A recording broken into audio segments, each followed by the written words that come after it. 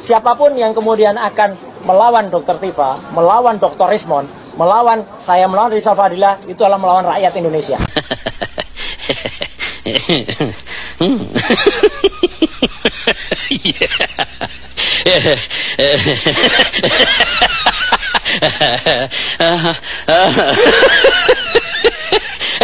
Kalian siap nggak mendonasikan uang kalian untuk kita demo? Bagaimana teman-teman melihat video tadi, sudah paham kan apa yang dikatakan Richmond?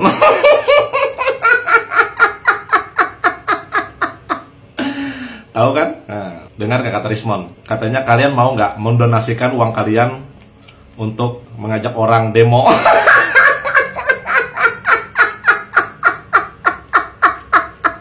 Rismond ini kok kebal hukum ya? Kenapa nggak bisa diproses? Bukan nggak bisa diproses bang, sebentar lagi. Masih dalam proses tahapan penyidikan. Sebentar lagi ya. Jadi TSK tersangka.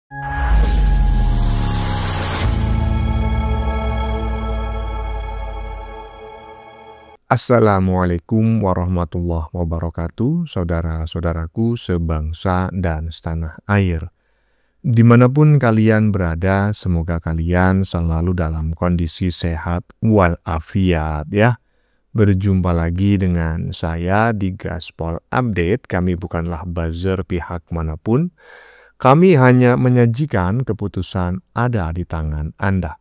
Teman-teman, ini ada video yang menurut saya cukup menarik, yakni tentang netizen ya yang sangat kreatif menurut saya.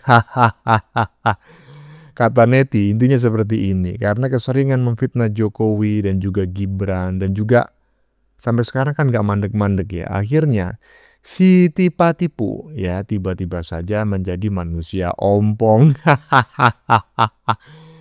Dan si krisis moneter serta si maling panci menjadi botak.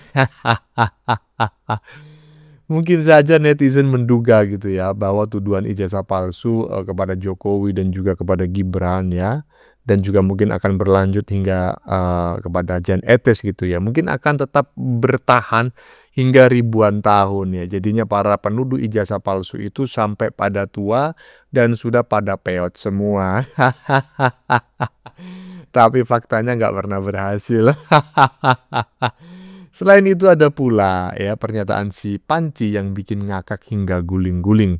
Katanya melawan mereka ya, melawan dokter Mangkrak, si krisis moneter dan lain-lain itu sama halnya dengan melawan rakyat Indonesia. Rakyat yang mana Panci? Aduh, rakyat yang mana? Apakah rakyat yang selama ini berburu nasi bungkus di setiap demo? Yang EQ-nya rata-rata hanya 78. Aduh. Nah, bagaimanakah videonya dan bagaimanakah respon netizen? Mari kita tonton bersama, kemudian mari kita komentari bersama di bagian akhir video. Ini dia. Siapapun yang kemudian akan melawan Dr. Tifa, melawan Dr. Rismon, melawan saya, melawan Rizal Fadila, itu adalah melawan rakyat Indonesia.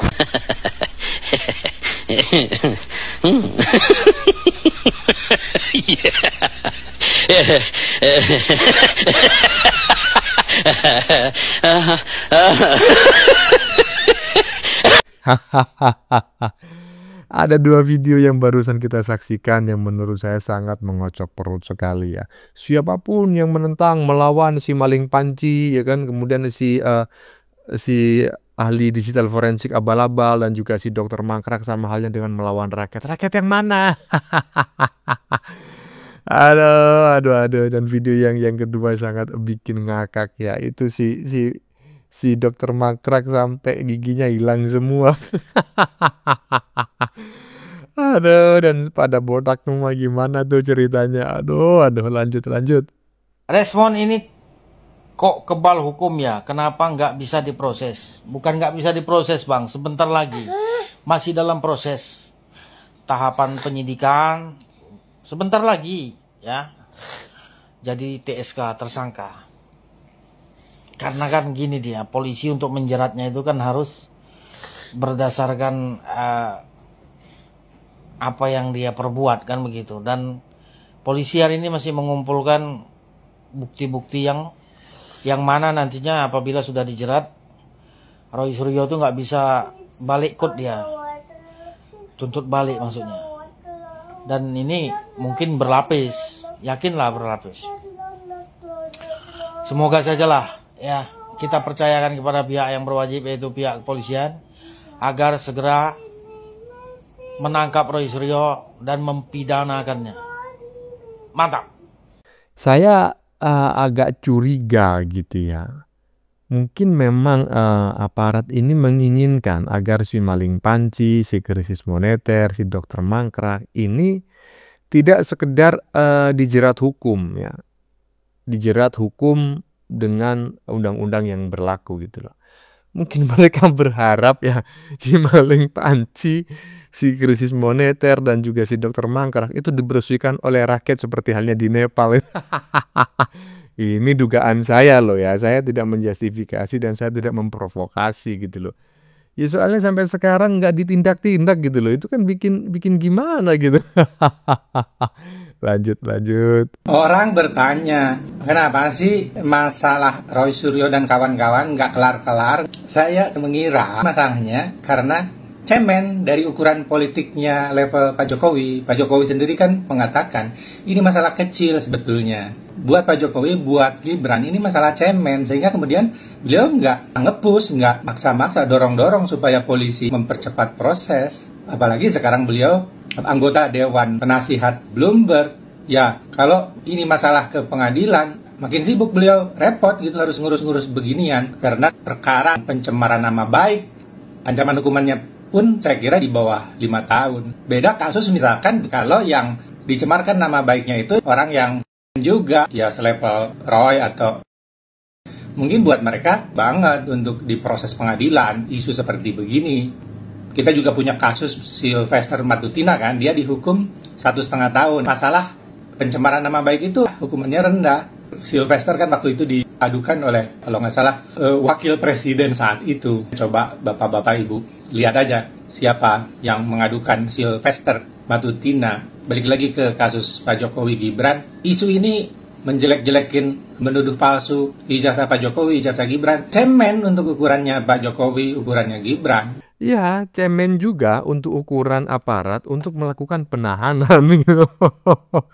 Mungkin mikirnya begini aparat gitu loh. Kalau kita tahan ya kan, pertama kita akan semakin banyak pengeluaran ya.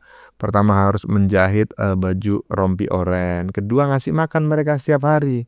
Nah mungkin aparat itu ngerti gitu loh bahwa mereka-mereka ini makannya banyak. Jadi mungkin mereka mikir gini aja, udahlah nunggu rakyat bertindak aja lah. Biar sekalian bersih gitu ya, dibersihkan oleh rakyat tanpa harus ada campur tangan aparat. Mungkin aja macam kayak gitu ya kan. Aduh lanjut. Kepada masyarakat Indonesia, jangan mudah tergiring opini. Yang pasti politik akan dilawan dengan cara politik. Pertanyaannya, kenapa Roy Suryo dan kawan-kawan tidak ditahan sampai hari ini? Ini bukan bicara tentang Roy Suryo dan kawan-kawan aja, tapi lebih kepada donatur yang membackup dan yang mengarahkan. Para intel-intel politik itu sekarang masih bekerja untuk memetakan siapa yang akan menjadi lawan, siapa yang menjadi ancaman, dan siapa-siapa di balik kericuhan tentang ijazah Bapak Jokowi. Pertanyaannya, kenapa harus Bapak Jokowi? Kenapa harus Gibran? Karena beliau-beliau itu yang punya kesempatan, beliau-beliau itu yang punya harapan, walaupun tidak punya partai. Bapak Jokowi punya pasukan dan pendukung melebihi daripada jumlah seorang pemilik partai. Dan Gibran satu-satunya orang yang punya kesempatan, satu-satunya orang yang punya harapan untuk memenangkan pemilu-pemilu mendatang. Lah ya itu, ya kan, makanya saat ini kan arahnya kan udah belok ya. Semula menuduh ijazah Jokowi palsu, menyerang Jokowi dan lain sebagainya. Ya kan, tapi sekarang kan sudah mulai beralih, bukan Jokowi yang diserang lagi, bukan Jokowi yang difitnah. Ijazah Jokowi udah ditelan bumi ya kan, nggak ada isunya. Sekarang adalah Gibran. Nah, kenapa demikian? Karena mungkin mereka mikir sepertinya nggak ada gunanya deh menyerang Jokowi. Pertama pasti mentok, kedua ataupun menang Gibran juga nggak mungkin turun gitu kan. Nah, mending menyerang Gibran aja, tapi jangan khawatir, Gibran juga agak akan mungkin bisa diusik ya kan. Iyalah, enak aja ngusik Gibran, emang lo siapa? Lanjut. Kalian siap nggak mendonasikan uang kalian untuk kita demo? Bagaimana teman-teman melihat video tadi, sudah paham kan apa yang dikatakan Richmond?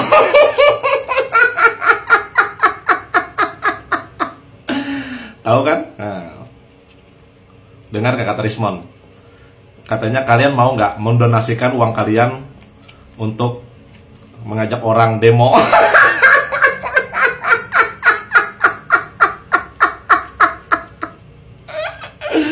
Ya kan? Nah, dari sini tahu kan bagaimana begonya Richmond?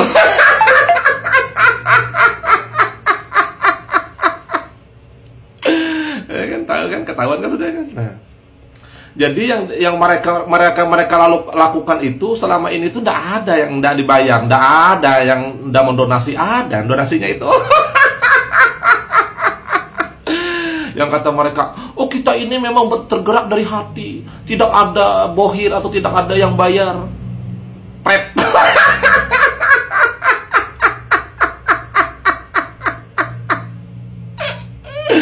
Ya kan, ketahuan kan. Nah, Richmond mau mengajak orang demo aja, meminta para pendukungnya itu untuk mendonasikan uangnya untuk membiayai untuk melakukan aksi demo.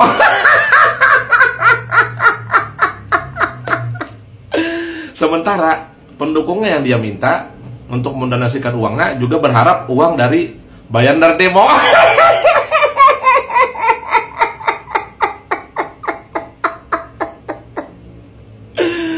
Padahal kelompok-kelompok mereka itu sebenarnya mengharap uang bayaran dari demo mereka itu, aksi-aksi mereka itu. Terus diminta Richmond lagi untuk mendonasikan uangnya untuk membayar lagi untuk orang melakukan aksi demo.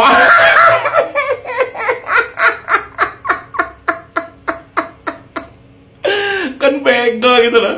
Nah, jadi ketahuan kan apa dikira yang emak-emak bawa spanduk, yang bawa poster-poster yang nongkrong-nongkrong di depan apa itu?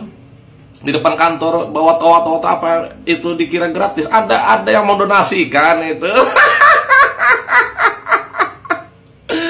Itu mereka mengharap bayaran dari aksi mereka. Sementara Richmond mau mengajak masyarakat lain untuk berdemo, meminta uang temannya untuk didonasikan membayar demo. Jadi mengharap bayaran demo, terus uangnya dibayarkan lagi untuk demo lagi.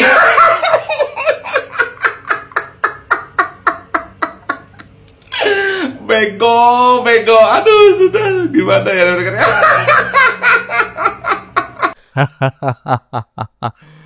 Aduh, Mas Ian Borneo ya, dulu nama akunnya adalah Mas Ian Jibril. Waduh, ngeri kali komentarnya.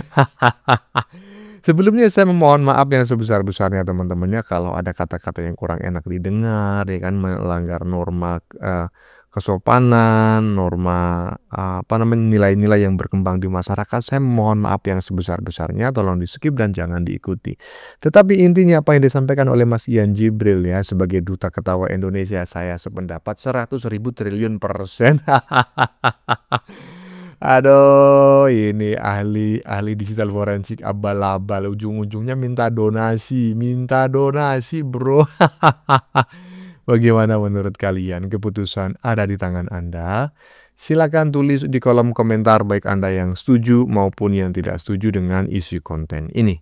Sebelumnya saya memohon maaf jika dalam penyajian konten ini ada kata-kata yang menyinggung, kurang tepat penggunaannya, atau ada data yang dianggap keliru atau salah. Saya memohon maaf yang sebesar-besarnya. Kita jumpa lagi di lain video. Salam NKRI.